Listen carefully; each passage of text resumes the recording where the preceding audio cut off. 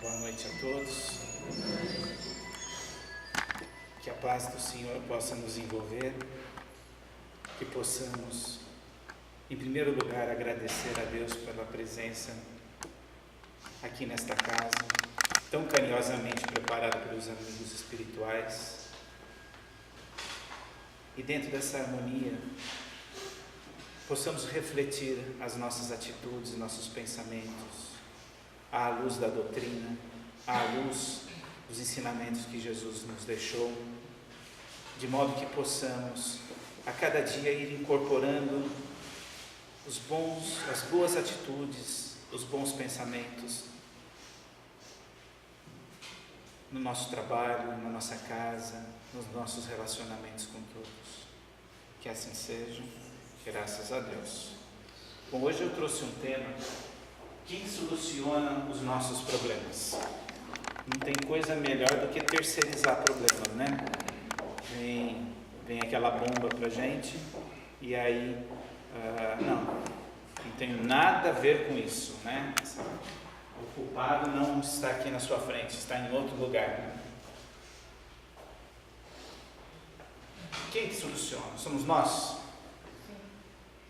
Sim. Jesus e os seus ensinamentos, para que Ele solucione os nossos problemas?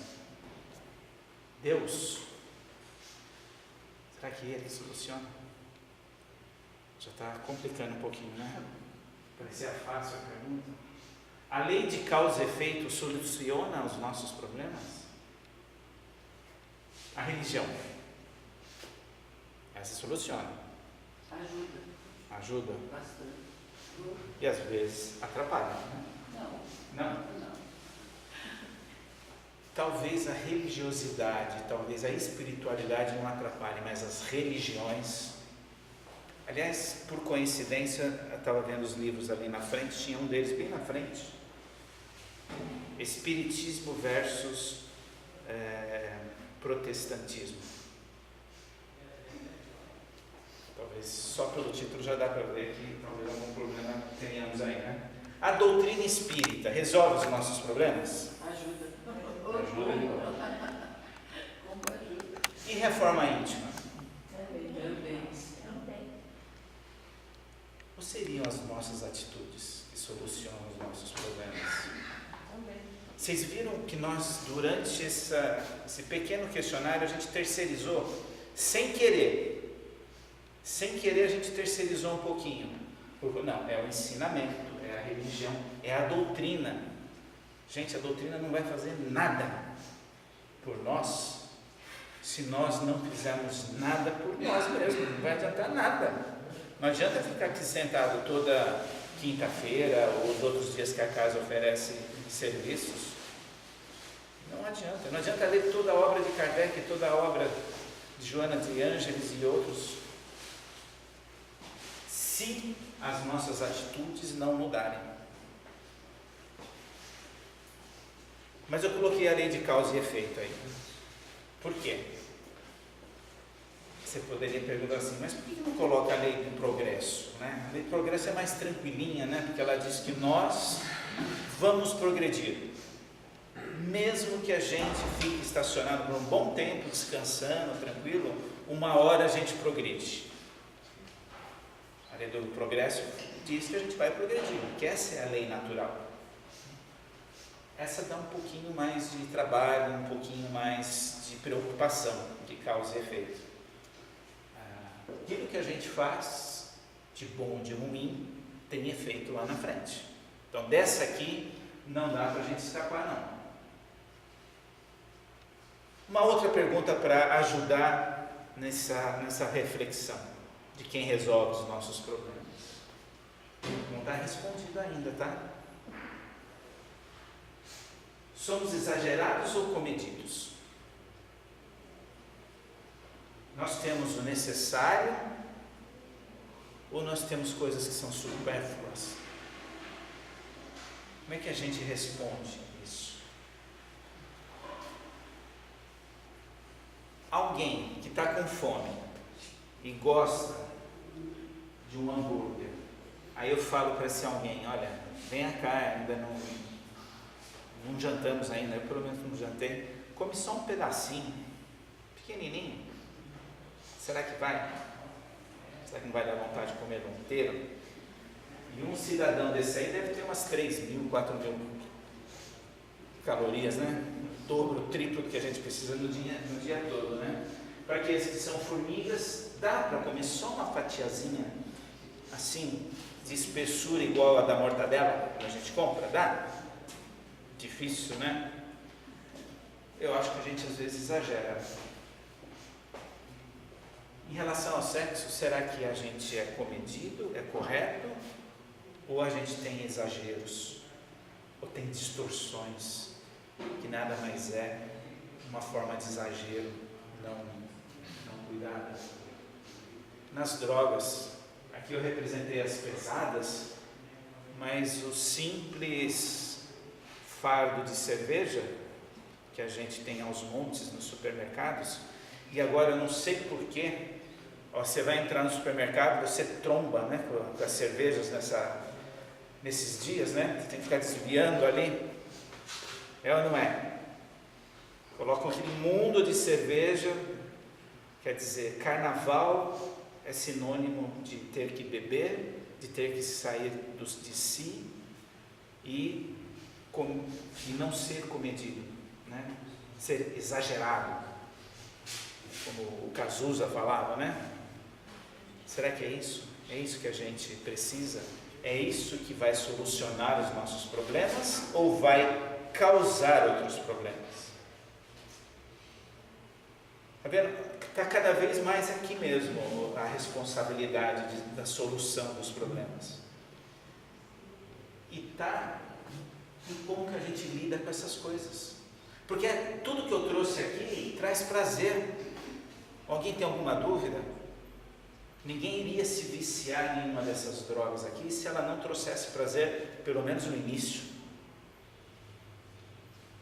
É uma delícia comer uma comida gostosa.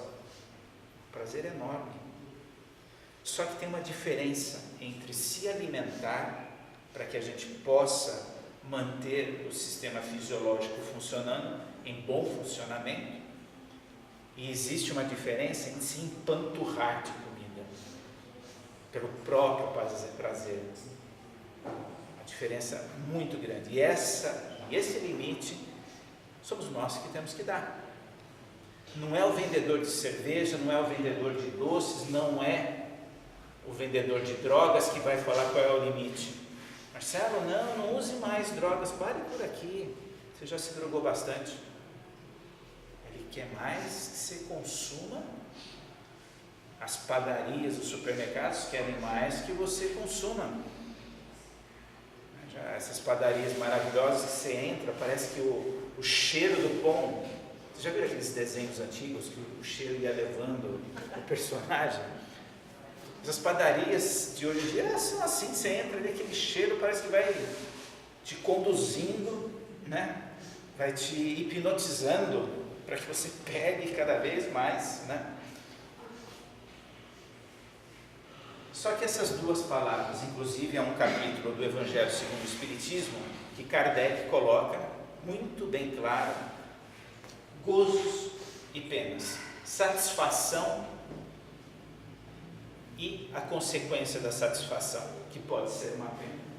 O que está entre essas duas palavras? Está o limite.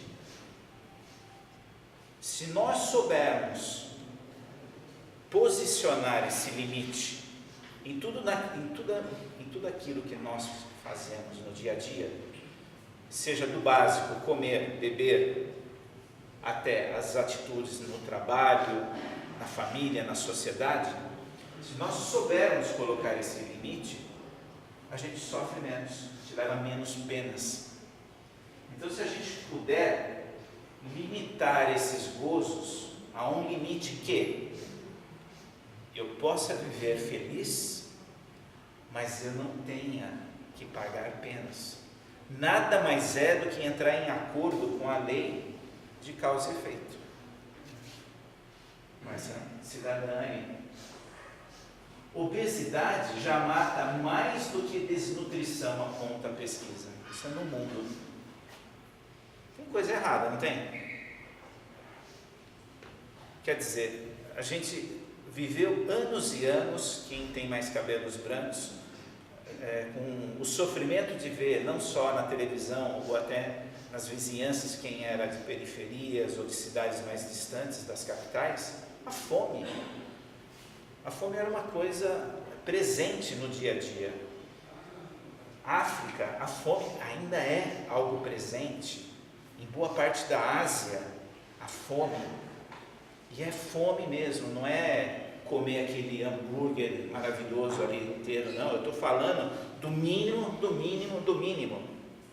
Como está acontecendo aqui com o nosso país irmão Venezuela. Muitos passando fome lá. Diminuiu. Só que olha que engraçado, diminuiu, e o número de obesos, que é aqueles que se fartam com o hambúrguer e com a torta de chocolate, aumentou.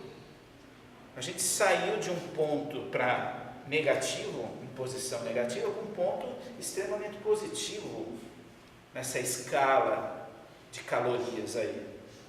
Ou seja, estávamos errados de um lado, estamos errados de um outro.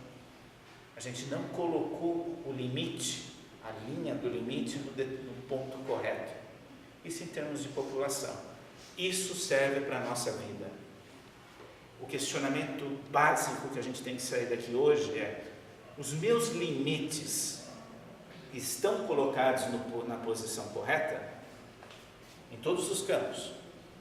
E o carnaval é fantástico para a gente refletir. Primeiro que temos um pouco menos de trabalho, né?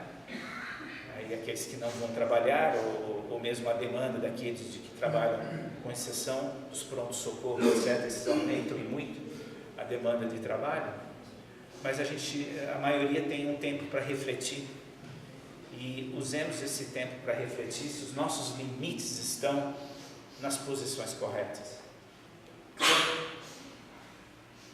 Então, qual é a melhor solução para os nossos problemas? Pelo jeito vai sobrar para mim mesmo resolver os meus problemas, né? Ou para vocês resolverem os de vocês, né? Mas, e se eu não quiser sofrer tanto? O que eu faço? A gente não causa eco. Olha como é simples, pelo menos em termos conceituais. Se eu não quero sofrer com um dado problema, eu não vou causá-lo. Se eu sei que sexo desregrado, exagerado, causa problemas, eu não vou fazê-lo. Ah, mas peraí, eu não consigo, eu não me aguento. É carnaval. Não, volta. Volta para o seu lado consciente. Pergunte para você mesmo: vale a pena as consequências desse sexo desregrado no carnaval, por um momento de prazer aí que depois eu posso estar pagando?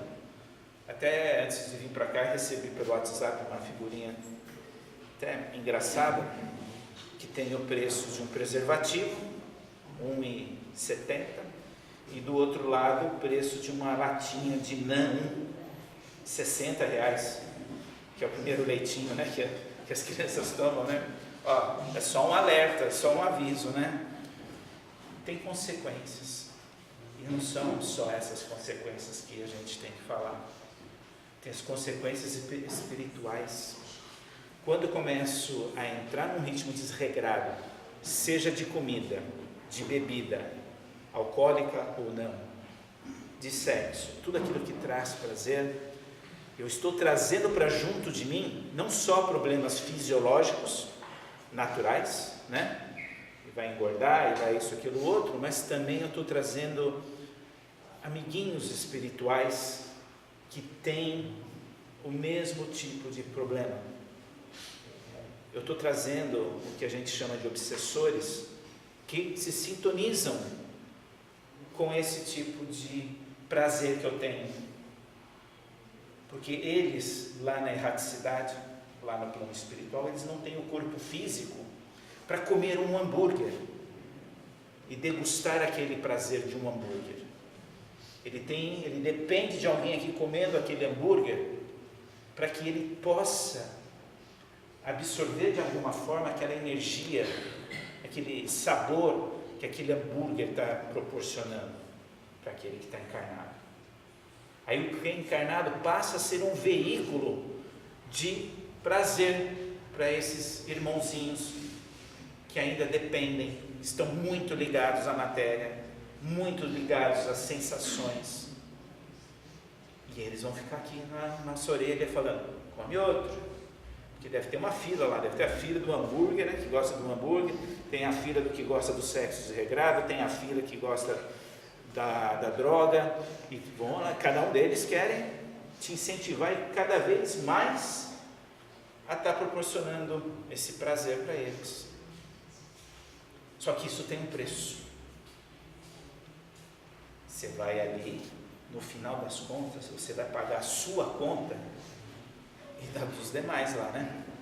Porque você que vai ter comido todos aqueles hambúrgueres, eles ficaram lá com uma parte do prazer, mas quem comprou e quem pagou e quem comeu e quem engordou e quem entupiu as veias aí de gordura foi o encarnado. Então isso a gente precisa parar para pensar. Será que nós, no nosso dia a dia, talvez eu esteja exagerando aqui, mas no nosso dia a dia não há pequenos vícios que nós estejamos cometendo ou estamos a depender deles, à mercê deles no dia a dia?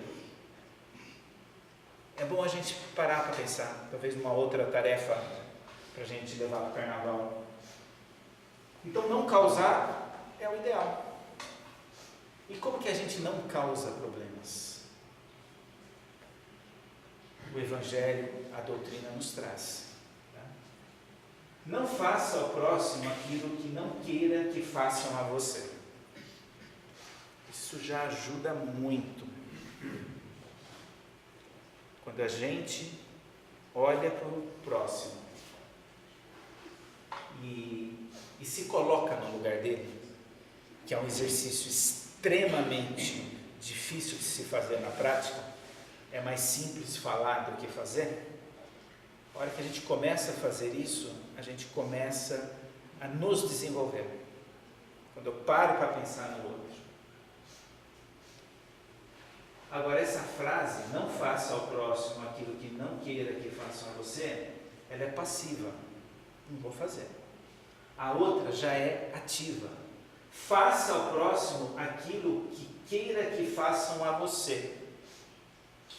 Mas por que isso aqui entrou para... A pergunta era outra, não era? Era como é que eu faço... Quem que resolve os meus problemas? Quem resolve os meus problemas é quando eu mudo as minhas atitudes. E o Evangelho, a nossa doutrina, está trazendo aqui um guia de mudanças de atitudes. O Evangelho, segundo o Espiritismo, é um guia de mudanças de atitudes. Aquilo é um tratado de psicologia aplicada. Quem ler aquilo com os olhos clínicos de psicopedagogia vai ver aquilo é um tratado. Então ele nos traz as dicas de o que fazer. É ajudar o próximo, é a caridade. Enquanto eu estou colocando em prática a caridade, eu estou ajudando o próximo, eu estou resolvendo os meus problemas. Parece loucura, mas não é não. É exatamente esse o convite que a doutrina nos faz. Enquanto você está ajudando o próximo, você não está cometendo nenhum deslize. O teu foco mudou. Você tira o foco do hambúrguer para a dor daquela pessoa que está acamada no hospital ou acamada numa casa de família. Você muda o foco. Naqueles instantes você não está pensando no hambúrguer, não está pensando na droga, não está pensando em outra coisa. Então a caridade é uma dica muito boa. E passar de uma caridade, digamos, passiva para uma ativa. E de que forma? Agindo, não tem outro jeito, gente. Não adianta querer ler lá ou fazer o Evangelho em casa e fazer as preces, etc. Ajuda e muito, e tem que fazer. Mas tem que arregaçar as mangas, ir lá num hospital no setor social e perguntar como que eu posso ajudar esse hospital aqui como voluntário. O que eu poderia estar fazendo? Ou ir numa casa de acolhimento de jovens que têm problemas psicossociais. Bate lá, o que eu posso estar fazendo? Uma cidade como Sorocaba tem isso extremamente organizado, a parte social aqui, de assistência social. Com certeza tem uma secretaria ou uma subsecretaria de assistência social. Bater lá, aonde está precisando de ajuda? Nós estamos precisando de ajuda na Santa Casa, nós estamos precisando de ajuda no Lar X. Aí sim você está agindo e está resolvendo os seus problemas. E olha que interessante, olha como que Deus é maravilhoso. Ao mesmo tempo que você está resolvendo o seu problema, que você está deixando de ficar lá comendo hambúrguer, né? Você está ajudando o próximo. É duplo negócio. Olha que coisa fantástica. Não seja morno. Tem uma passagem do Evangelho que fala, né? Ela até é um pouco estranha para a tradução direta para hoje, né? Que Jesus fala que os mornos serão vomitados. Alguém lembra dessa passagem? Por que ele diz isso? Porque ele não quer alguém que fica, que fala que vai, mas não vai. Diz que vai, mas não foi. Não. Quer pessoas que sejam ousadas, espíritos encarnados que sejam ousados de ir lá e fazer o bem. Não é fácil. Quem já tentou ajudar pessoas, por exemplo, com drogadictos, é dificílimo, porque você vai com uma palavra que não é escutada. O drogadicto não te escuta, e dependendo do grau de dependência química que ele está, ele não te escuta até fisiologicamente falando. E se escuta fisiologicamente falando, ele não te chama, você é um careta, né? É a expressão que eles usam, você é careta, você não entende nada do que é isso aqui. Então, não é fácil. Como não é fácil ajudar um acamado, que está ali num estado de depressão profunda, num estado de até violência, né? Dele se demonstrar toda aquela angústia que ele passa ali, aquela coisa acumulada, de repente ele é grosso com você. Você está ali ajudando a dar banho num acamado, que não é uma coisa fácil, e ele grita com você, porque você fez um movimento brusco, mas você não fez, é porque ele está com dor. Você às vezes não recebe um obrigado, pelo contrário, você passa a atividade do banho do acamado, ele te xingando do começo ao fim. Isso é muito comum. Eu estou mais acostumado com o drogadicto, te xinga do começo ao fim, te desgraça. Não é fácil, precisa ter perseverança. E o que a gente precisa para viver? O que a gente precisa para estar resolvendo os nossos problemas? É não nos criando. É simplesmente, se quiser, o Evangelho é um guia muito bom, é um guia de comportamento muito bom, mas a gente pode simplificar aqui nessa pregação. Vamos olhar a nossa família como um porto seguro. A gente precisa recarregar. A família é que nem uma bateria, um carregador de bateria. A gente precisa da família para carregar as nossas baterias, para que a gente possa sair de casa e fazer aquela ajuda ativa lá fora. A gente precisa estar com a nossa paz interior. Porque como é que nós vamos ajudar lá fora se a gente não está com paz interior? Mas quando eu estou sem paz interior, como é que eu vou resolver? Vai assim mesmo. Vai ajudar mesmo sem paz interior, porque ela vai vir naturalmente. depois de você ter ajudado 3, 4, 5 acamados num dia, você vai estar tão cansado que você não vai ter tempo para não ter a paz interior. Ela vai vir por forceps, né? Você vai estar tão cansado que vai estar ali em estado de paz, que tem tudo a ver com equilíbrio. E o que a doutrina sempre nos relembra: desenvolver as virtudes morais. Essa é o grande desafio nosso nessa encarnação. Porque a gente resume, todo o movimento espírita diz o seguinte: qual é a única ou a maior? Uns dizem a única, outros dizem a maior. Eu prefiro dizer a maior, porque eu acho que são tantas coisas que a gente tem que fazer aqui na encarnação. Mas qual é a maior e principal missão que nós, espíritas ou não espíritas, temos aqui nessa encarnação? Qual é? Uma só. Como que a gente pode resumir? Em uma apenas missão: é desencarnarmos melhores do que encarnamos. Ponto. Melhor em quê? Em virtudes morais.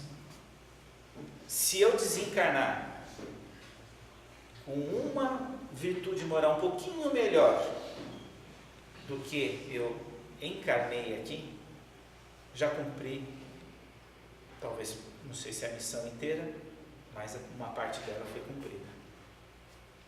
E olha, ajuda ao próximo a arregaçar as mangas, ajuda demais a gente a desenvolver as virtudes morais, porque a gente precisa de muita humildade para fazer um trabalho ativo, mesmo que seja empurrado. A gente tem que se forçar, vai ser forçado a gente se colocar de maneira humilde, ou as situações vão nos trazer para a realidade que é a humildade. Porque o orgulho é um véu, o orgulho é uma coisa que nos atrapalha, é uma cortina de fumaça na nossa vida. À medida que a gente exercita a humildade, e esse exercício de se melhorar é fantástico, começa a ficar mais claro o horizonte. Era isso que eu queria passar para vocês. Obrigado, boa noite.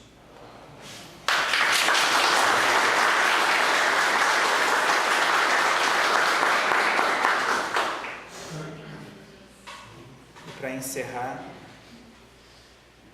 gostaríamos de agradecer a Deus por essa oportunidade de estarmos aqui e pedir a Ele que nos fortaleça nas nossas atitudes, que nos fortaleça na fé, para que possamos colocar em prática esses ensinamentos, que possamos agir mais e mais a cada dia que passa, agir no sentido de ajudar ao próximo, que a caridade ao próximo seja algo tão comum em nossas vidas, tal como o andar, o respirar, e que possamos, Senhor, levar a sua luz, o seu amor para os nossos lares e distribuí-lo com todos aqueles com os quais convivemos. Que assim seja, graças a Deus.